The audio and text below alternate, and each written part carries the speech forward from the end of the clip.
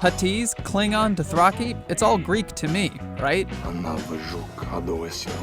Just a bunch of sounds.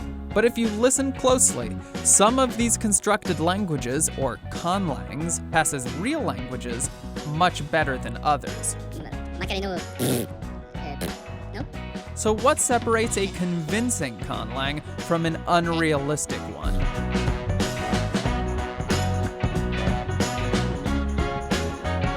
Most of the ones you hear on TV or film fall into one of three categories: gibberish, consistent languages, or naturalistic languages. Gibberish is for movies that don't give a schnaps and sob.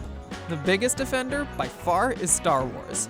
Huttese, for example, is a gibberified version of the South American language Quechua.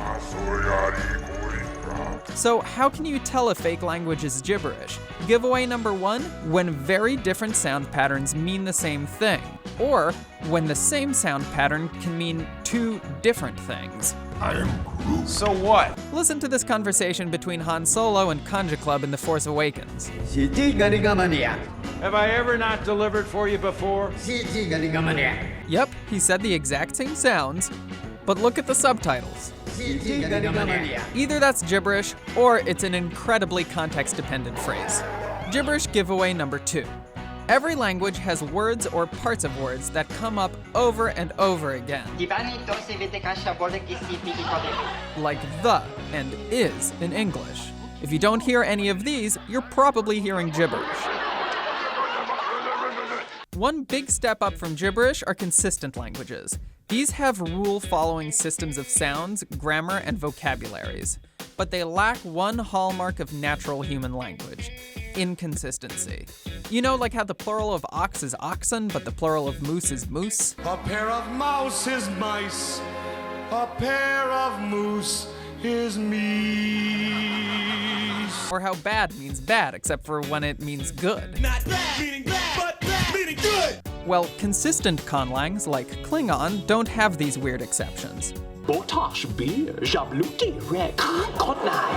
can I just say revenge is a dish best served cold in Klingon? I believe so. Naturalistic conlangs, like Dothraki, do. The inconsistencies in human languages are not random. They evolved over time according to specific patterns. Patterns like amelioration. Words with a negative meaning can acquire a positive meaning over time. Not bad, meaning bad, but bad, meaning good. Or pejoration. Words with a positive or neutral meaning can acquire a negative meaning over time. Or contraction. Things become shorter. Or metaphor. I'm the king of the world! Language designers start by creating a consistent conlang, then they mimic this process of evolution. Here's an example. Dothraki divides its nouns into animate and inanimate. In an ancient consistent version of Dothraki, man, woman, boy, and girl are all animate. But then the language's creator, David Peterson, simulated linguistic evolution. He took the word for woman, yessi, and applied the pattern of pejoration, by which a word evolves a negative meaning. So yessi became the word for crone. Now there was no word for woman, so the word for girl, chiori, filled that gap.